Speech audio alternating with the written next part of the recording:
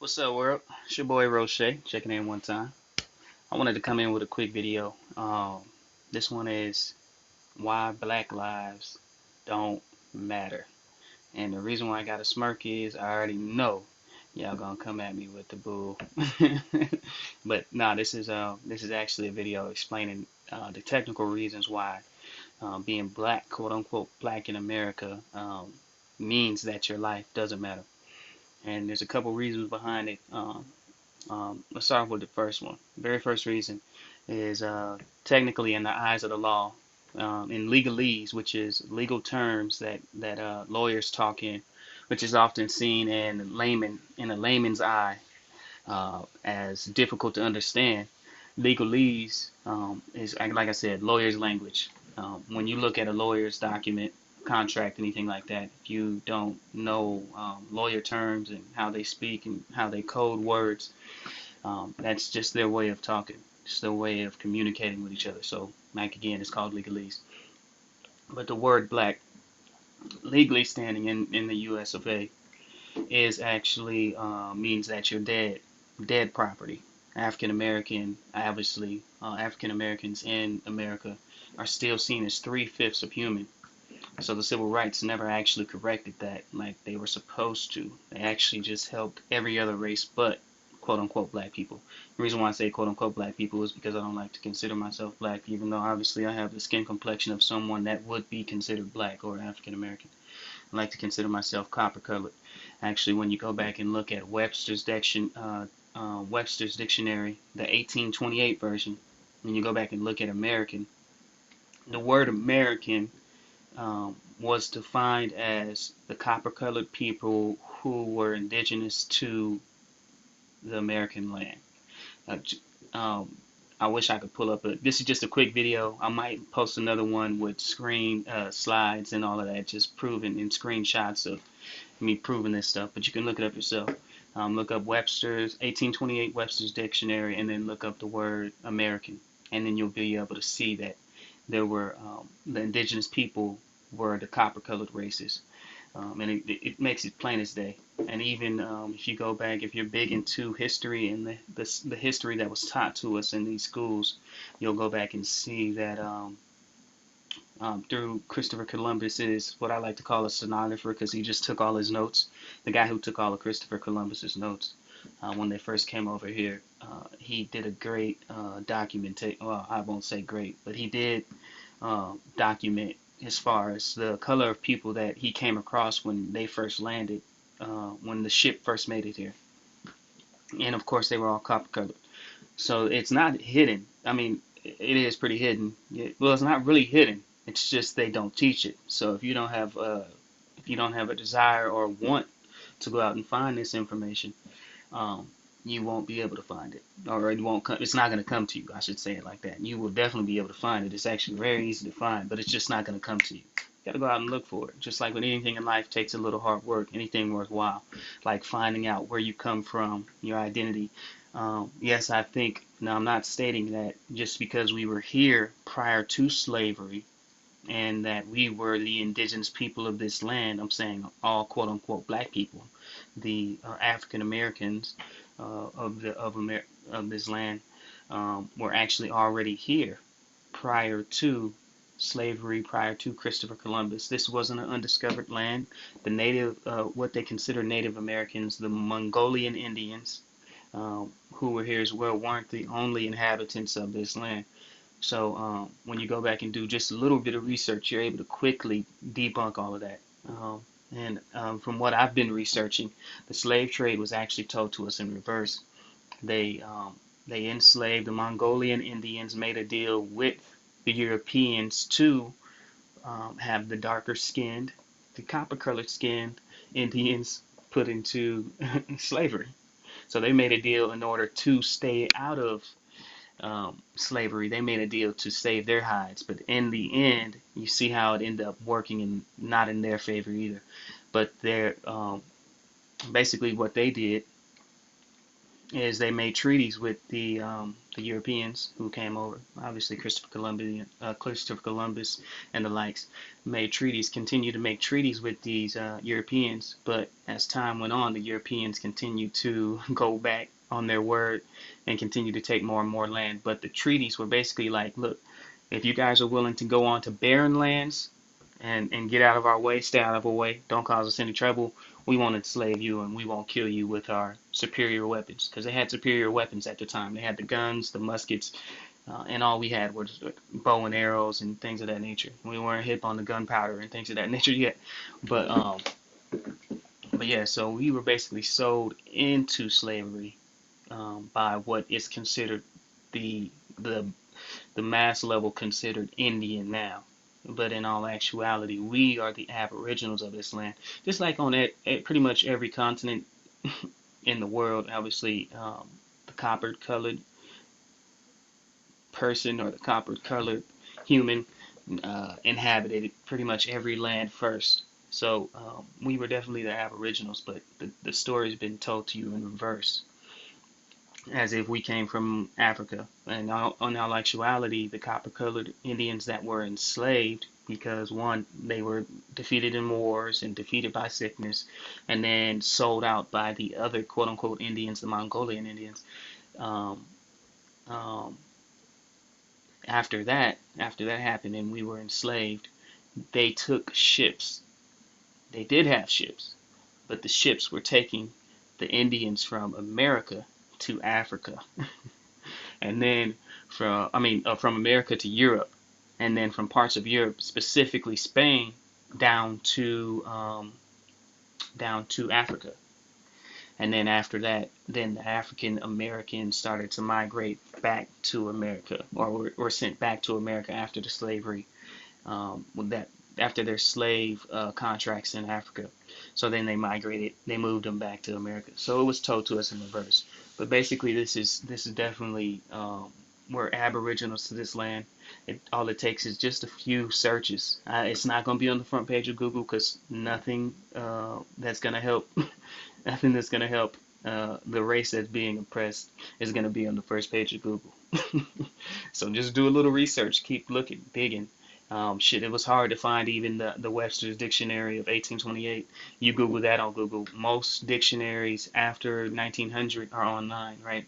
But there's people out there who have the dictionaries, and you can buy them, but they're super expensive. People out there who have the dictionaries and they just haven't taken the time to upload them. So it's hard to come across. But like I said, just do the research, and you'll come across the fact that African Americans are, well, quote unquote African Americans, because I like to consider myself copper. I like to consider myself copper, an indigenous American. And that's actually what my name means. Roche, R-E-A-U-X, copper. Shay, S-H-A-I, gift, means copper gift. Or as I like to say, copper gift to the world. Because this is part of my mission, helping people understand who they are, where they come from, just reawakening my people to their indigenous roots. There's a reason why we've always been in search for who we are and uh, what our uh, what our traditions were, and what we were looking for in life. There's a reason why we've always been looking for it, and it's because it's been right under our nose the whole time. They took our traditions away from us, our language, our native tongue. They took anything you could imagine, our way of living, our relationship with the land, and our respect for the land, our relationship with the spirit world. They took our spirituality away from us and then retwisted it. You know what I mean? So all we have to do is just start doing that work and refining it. And the thing is, now that we're entering a new phase, we're entering the age of the Aquarius. It's like now it's time to where we can ask questions and they have to be honest. And the thing is, they give us the fake in real life, but they tell us the real in movies. For anybody second guessing this or questioning this, go back and watch the movie Avatar, um, or Pocahontas. But Pocahontas is again another depiction. But that was the Mongolian Indians that they were showing in the movie Pocahontas. But an Avatar is a remix of Pocahontas, just updated in future tense. But It's doing with the black Indians. The reason why they made them big blue and turned them into monsters is a reason. There's a reason for that. Uh, there's a reason for that, and made them much more athletic. But in that movie, you can see how connected to the land those people were. Right. In the movie, you can see how connected to the land those people were, and that was us. And I know it's a stretch for some of you guys to believe this, but just go back and watch that movie with this in mind. Just watch it with this in mind. This is my people that I'm watching. Just watch that with that in mind. Like, this is my people that I'm watching, and you'll get a better understanding for how we operated and how we moved in our relationship to the land, our belief system, um, how we just love. You think about it. Black people, we have the hardest time holding grudges against anybody. We just love, man. We just love, love, love, and that's been our detriment. We want to forgive. We want to love. We want to treat everybody equally. We want everybody to treat us the same, and that's the exact problem. That's the exact reason why we got into this trouble. Is being too open, being too giving. When they came across, even hell, you go back and listen to MLK's speech right before he got killed, Malcolm X's speeches right before he got killed. He said, "We didn't land on Plymouth Rock. Plymouth Rock landed on us." Right? Why would he say that? If we if we were brought here on ships, that would mean that we landed on Plymouth Rock on a ship.